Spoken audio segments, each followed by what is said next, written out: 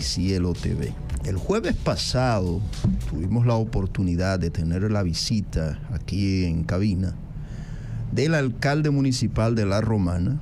Quisimos traerlo para que, entre otras cosas, Andy no me siguiera diciendo que yo solo ataco al alcalde. Quise dejar que diera su versión de las cosas que pasan.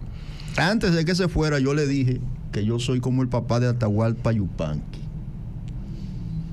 Yo soy dudante. Cada cosa que me dijo, yo le dije, vamos a confirmar que los hechos sean así. Es mi amigo, y le dije, como tu amigo, yo voy a velar desde la distancia para evitar que La Romana se vea envuelta nuevamente en una situación que todos nos convencimos de que vimos mejorar. Esta semana, dicho esto, esta semana yo veo una publicación del alcalde que, advierte con prisión y multa a un sector de La Romana porque arroja basura. Pone basureros improvisados. Eduardo, señor alcalde, mire, le voy a decir algo. Esa gente no es un problema. Esa gente tiene un problema, y es el problema de la basura. Usted ha regularizado el paso de los camiones por esa zona, y lo escuché hasta llamar a moradores del sector exigiendo que ellos fueran parte de la solución. Y asumamos que ellos muy bien pueden y deben, por un compromiso social, ser parte de esa solución. Pero déjeme darle esta recomendación. Esa gente no son su problema, esa gente tienen un problema, y usted es la solución que ellos escogieron para resolver ese problema. Eso no se trata de llegar con un camión, recoger, y una vez está limpio, amenazar con que el que vuelva a tirar basura le va a poner multa y lo va a meter preso. Eso no se maneja así. Yo escuché en la conversación y la transmisión el dato de que manejan que 60 familias viven ahí. Si son 60 familias, eso implica que es relativamente fácil reunirse con ellos, dialogar con ellos, buscar una solución, una ruta, escoger a una persona incluso que sirva como intermediario entre el ayuntamiento y ellos, y trazar una manera de solucionar ese problema, porque por alguna razón ellos están bajando la basura, la están poniendo en ese lugar. Es un tema, insisto, de verse usted como la solución de ellos, no a ellos como el problema suyo. Bien, esa era la recomendación que quería hacer, y ahora sí vamos a dar apertura al tema de hoy. Puertas que se abren, puertas que se cierran, o puertas que se cierran, puertas que se abren. ¿Cómo es así, verdad? Bueno, el orden de los factores. En matemática no lo afecta. Bien, con nosotros el doctor Frank Martínez, con un tema de esos interesantes que él sabe traer cada semana. Muchas gracias, buenos días a todos. Quiero solicitar la anuencia del pastor Ezequiel Molina Sánchez, porque voy a involucrarme en un tema que en gran medida él trató en el día de ayer, y aprovechando el asueto opté por darle seguimiento, y lo voy a titular el discernimiento para la toma de decisiones. Okay. El discernimiento para la toma de decisiones. De entrada, todos deberíamos utilizar el discernimiento para lograr que nuestras decisiones estén amparadas, tengan el fundamento necesario y no se expongan a las veleidades de una coyuntura o a las cuestiones de un calentamiento del cerebro, si el término pudiera ser aplicable. Pero estamos observando que en gran medida los seres humanos estamos empujados por impulsos a veces por irracionalidad para tomar decisiones. En algunas ocasiones lo hacemos a priori, en otras lo hacemos partiendo de poca fundamentación. En la parte del derecho se plantea la lógica de las cosas, el fundamento filosófico. Por ejemplo, en la familia se plantea la capacidad de respeto y de disciplina que debe existir de los hijos hacia los padres. Posiblemente en las escuelas haya otro escenario que tengamos que visualizar o profundizar para entender que el discernimiento es la capacidad de análisis previo para poder asumir la tarea asignada por el cerebro en una cuestión que está envuelto el criterio individual, y en otra que está empujada o estimulada, algunos dicen acicateada, por una cuestión que viene de otro litoral. Tiene que ver posiblemente con la agenda. ¿Qué tipo de agenda voy a desarrollar? Esta agenda que tengo está cruzada porque posiblemente desde una cuestión diferente me están planteando una estrategia que choca con lo que tengo, con el discernimiento que tengo, con los parámetros en los cuales me estoy anclando para poder entonces buscar el famoso punto intermedio que garantice que lo que estoy planteando esté en consonancia posiblemente con lo que otro esté sustentando. Y aquí vamos a encontrar diversidad de planteamientos y de cuestiones, a veces un tanto que no entran en el razonamiento de las cosas.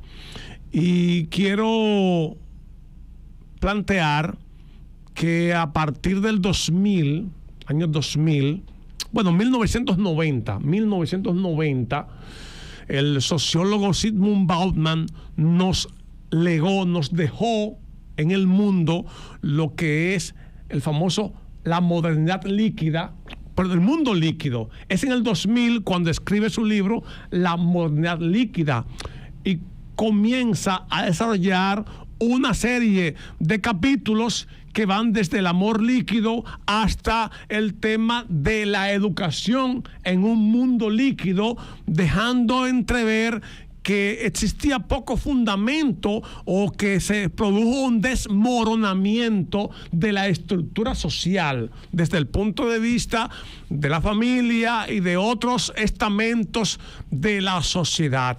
Y en tal sentido, entonces, tenemos que ver por qué otros autores, a partir del año 2012, Mario Vargas Llosa escribió un libro que me llama mucho la atención, Andy, y es La civilización del espectáculo, en el cual Mario Vargas Llosa fundamenta, no tengo ningún dominio o conocimiento de que haya entrado en contacto o estudiado el material planteado por Bauman, pero sí al escribir este libro, La civilización del espectáculo, nos indica de cómo se produjo una transformación de la cultura, de la literatura, de la poesía, de la política, de la convivencia humana, de la forma de encadenamiento productivo inclusive, y muchos elementos que pudiéramos plantear, pero que por asunto de tiempo probablemente vayamos a ir desarrollando otras ideas. Bueno, en ese mismo año, en el 2012, ocurrió un evento en el orden de la economía, y es que Joseph Stiglitz escribió un libro que llaman El precio de la desigualdad. Y es muy entendible que la desigualdad te produzca una serie de bolsones y pudiera estar conectado inclusive con un libro muy famoso, ¿Por qué fracasan los países?, de Daron Acemoglu y James Robinson, y dice los orígenes del poder, la prosperidad y la pobreza. Bueno, no todo el que es pobre materialmente podemos encajarlo en una situación de pobreza permanente, porque una gente con dificultades materiales pudiera tener una riqueza de pensamiento o una riqueza en cuanto al orden conductual, y eso no entra en lo que Bauman ni tampoco el planteamiento de Vargas Llosa. Pero cuando hice en el inicio la anuencia del pastor Molina Sánchez, es porque en gran medida tenemos que analizar que llegar a la tierra prometida implicó un gran proyecto espiritual. Y ese proyecto espiritual en principio no se veía con las posibilidades, salvo que cuando Abraham asumió el compromiso de salir de su territorio para ir a ubicarse en un área, pero para ello logró convencer a su sobrino Lot de que le acompañara en esa travesía por la muerte de su padre. Entonces, cuando llegan al lugar, entonces ya Lot pasa por encima y no quiere cohabitar con Abraham.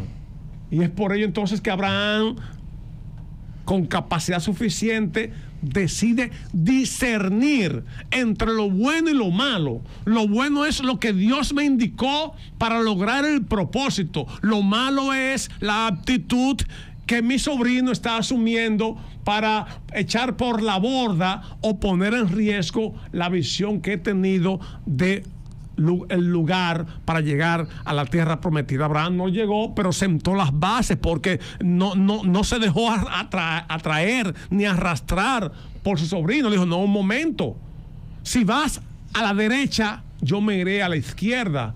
Y la ambición llevó a que su sobrino se ubicara en lo que aparentemente eran los mejores terrenos, que terminaron siendo su desgracia. Y aún así Abraham fue magnánimo e intervino para salvarlo. Pero lo que quiero plantear también es el segundo paso, después que ya Isaac, hijo de Abraham. Usted sabe que ahí hay un elemento al momento de hacer el análisis de ese pasaje, y es que Lot estaba tomando las decisiones según los parámetros que él entendían que le aseguraban el éxito. Desde su óptica, aparentemente, él estaba escogiendo, o sea, Abraham le dio, pero cualquier mortal iba a hacerlo. Es lo que estoy planteando. O sea, desde la óptica, pudiera ser lo mismo. Pudiera ser lo mismo. Yo quizás hubiese tenido mis reservas, porque si a mí me dan a escoger, escoge tú uno de los dos. Por naturaleza, yo no voy a dejar a aquel que me da la oportunidad de escoger con la peor opción. Porque me está dando la oportunidad. Pero existía un elemento oculto que Lot no conocía, pero sí Abraham lo conocía. Bueno, sí. Era el éxito de lo que estaba emprendiendo y la fe de lo que había asumido como tarea primordial para lograr en esencia el pasaje pretende señalar precisamente cómo la confianza en Dios permitió a Abraham dejar que Lot escogiera lo que en ese momento era obvio, que era la medida más, o sea, que era la porción, la mejor porción del espacio. Tú sabes que en una ocasión a mí me pasó algo que es jocoso, y fue que yo, un jefe inmediato mío me dice, mira, tenemos que reparar una propiedad que habíamos adquirido mediante un embargo, y yo empiezo a modificar la propiedad, pero yo empiezo a economizar dinero. Digo, bueno, pero si esta casa es para vender o es para alquilar, vamos a comprarlo, ya viene más barato, la pluma, y economizar sin el hombre decir que yo economice nada. Pero yo me tomé la decisión de eso. Luego, cuando termina de modificar la casa, él me dice, vive 5 años de gratis en a los 6 meses se me estaban dañando el llavín, y ahora tenía que pagarlo yo. Experiencia. Sí. tuve yo que pagar y comprar de lo bueno. Digo yo, coge ahora una cosa que no me habían dicho que economizara y yo estaba economizando en el bolsillo de otro. Mira, lo remoto, lo que no se ve, inclusive es utilizado desde el punto de vista de la sociología, en la construcción que se hace de convivencia. Hay un factor de aglutinar, de integrar. Entonces, para llegar a la tierra prometida, estaba muy lejos, muy remoto. Inclusive fue parte de un proyecto. En el caso de Isaac, que es el hijo de la promesa, termina con el gran problema de aunque tenía conocimiento de que tuvo la asertividad en ese momento donde Rebeca logra transformar a Jacob y lo convierte prácticamente en Esaú por la vestimenta. Isaac, aún con las dificultades que tenía visuales, dice: no, esa es la voz de mi hijo Jacob, pero la vestimenta es de mi hijo Esaú. Entonces ahí se da un factor de discernimiento de Rebeca, que logra entonces entrar en una función para asumir la tarea de asignación de liderazgo. Entonces los engaños y mentiras fueron válidos. Yo no creo que el concepto sea un engaño per se, a pesar de que hay una declaración.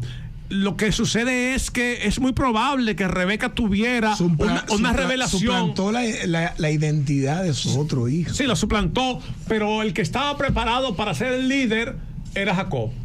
Ese estaba preparado para ser líder. Hay muchas cosas que cortar ahí. Hay que cortarla. No, que hay muchas cosas. Es profundo, por eso le pedí la anuencia al pastor Bolívar Sánchez, porque es que Jacob sí tenía la madera para ser líder, para asumir la tarea. De hecho, inclusive fue el creador o el promotor de la multiplicación para las 12 tribus. Al final yo creo, para yo poder tener una respuesta a mis dudas, Esaú era inmediatista.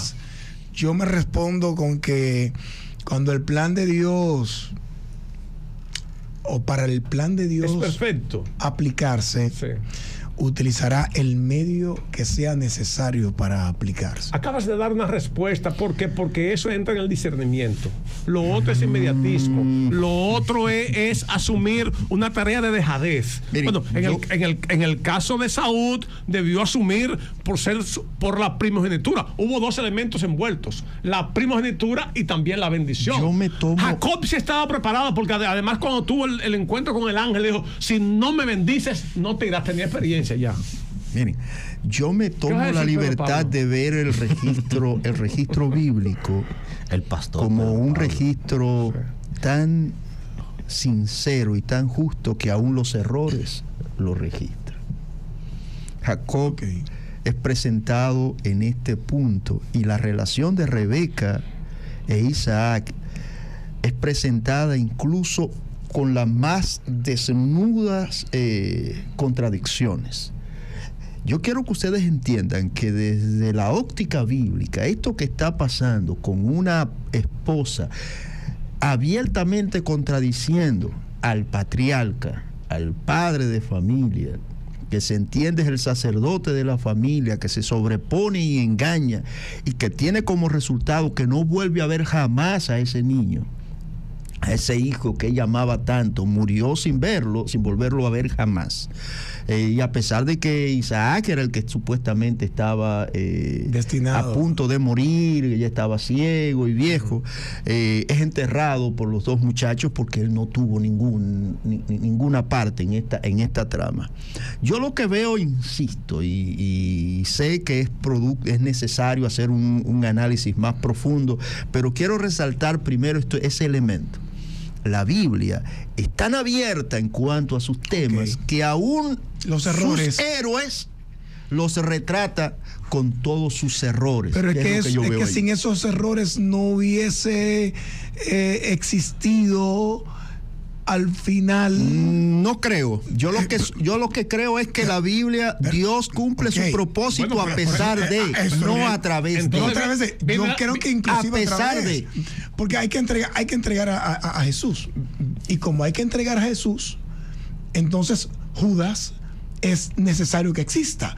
Y si no es este Judas, será otro Judas con otro nombre.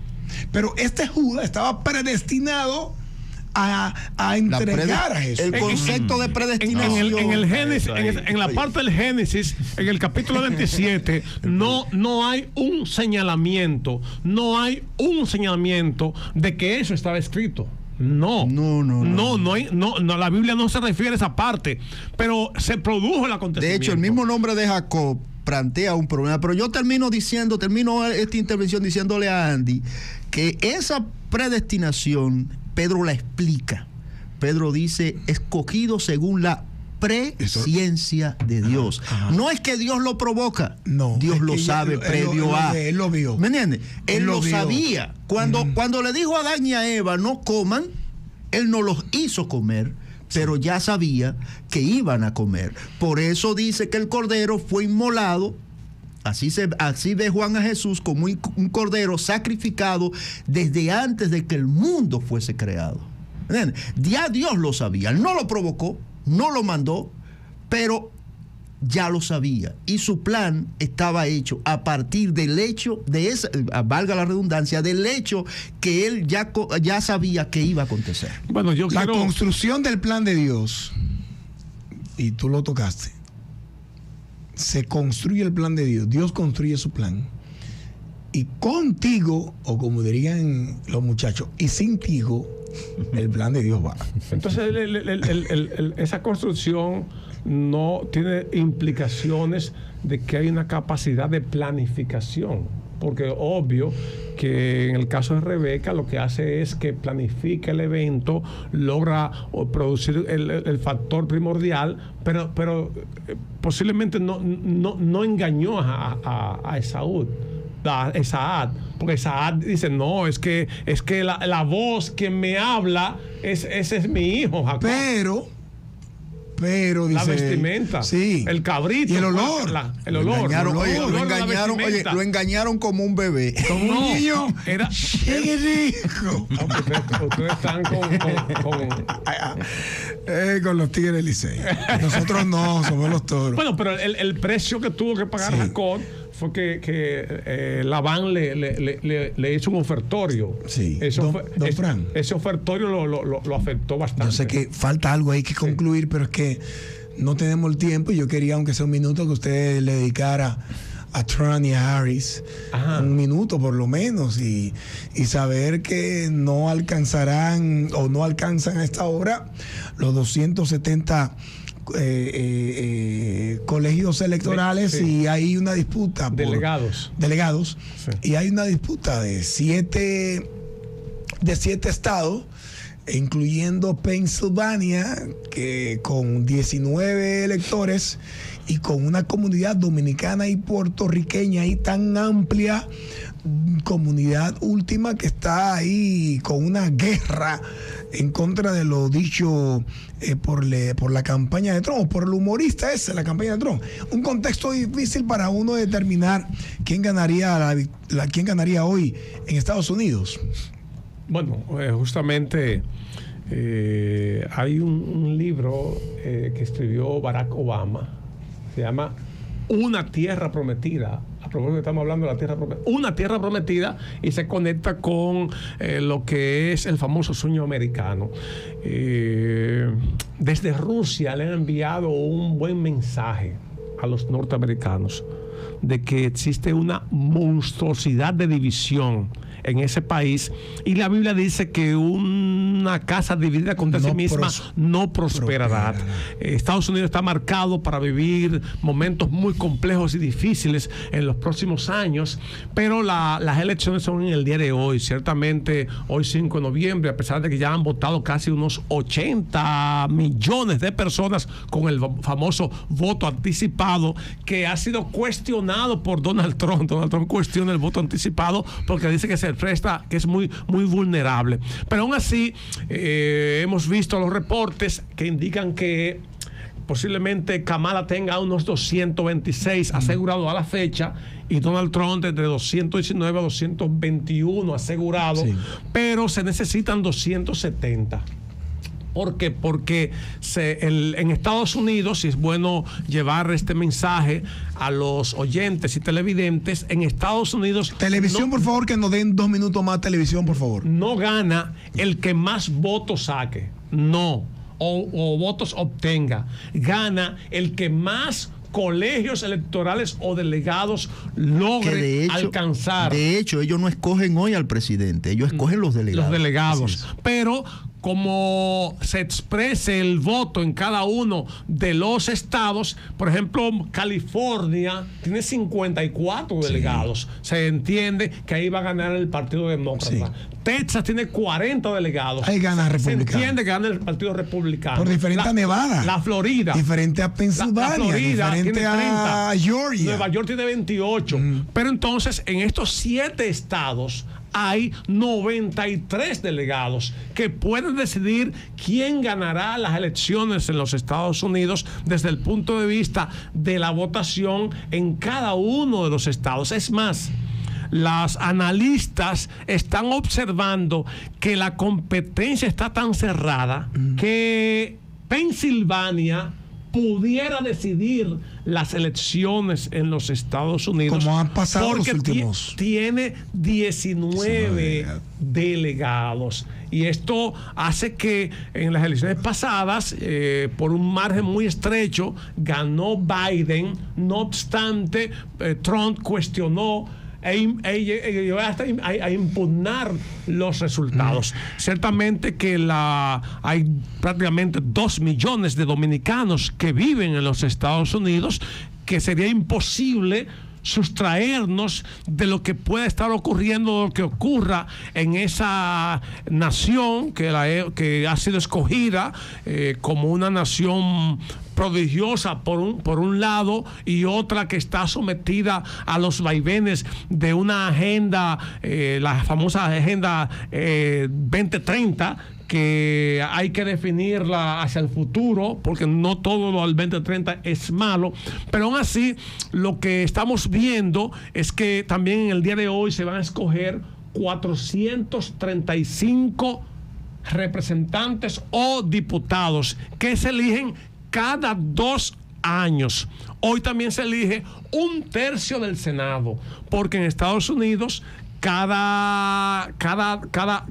no se elige el total de senadores, porque se entiende que esto afectaría la operatividad. Para mantener la memoria. La memoria, el proceso de conocimiento, de aprendizaje, de enseñanza, y esto hace que sea más interesante el proceso. Se escogerían creo que son 8 o 15 gobernadores, porque Estados Unidos es un sistema federalista donde los estados tienen el dominio de las cuestiones. Cada estado tiene su propia ley, pero en materia de elección lo que corresponde es que se asuma el porcentaje asumido. En el caso, por ejemplo, de Colombia, que no elige diputados, no elige, pero se elige el distrito de Colombia. El distrito de Colombia, donde está, claro, la Casa Blanca. La Casa Blanca. Claro, entonces ahí se eligen 435 diputados y 100 senadores para completar 535 más 3 delegados de Colombia. Entonces hacen un total de 538. El que logre 270 delegados, ese ganaría las elecciones, porque hay 48 estados donde el que ganó ese estado se lo lleva todo, pero hay 2 estados donde es proporcional, y eso pudiera dar inclusive hasta un famoso empate.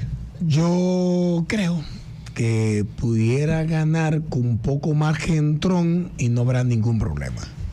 Pero si es Trump, lo contrario, por poco margen, por poco voto, habrá mucho problema. Sí, como ocurrió en el 2020. Feliz tarde, no, feliz día. Nos vemos mañana y nos escuchamos. Continúe la programación de Radio B. ¿Qué es la publicidad en radio? La radio desde sus